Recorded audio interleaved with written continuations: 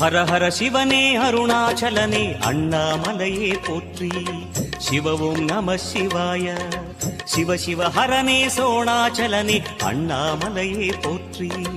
ஹரவும் நம சிவாய. ஈசன் இமை திறக்கும் நேரம் விழுமானந்த துளிகள் ருத்ராட்ச உருவாக சிதறிடும் மணிகள்.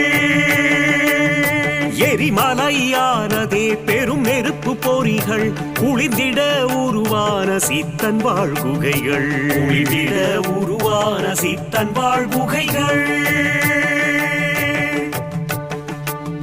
அண்ணாமலை திருவண்ணாமலை என் உடல் உள்ளே அனலான அண்ணாமலை.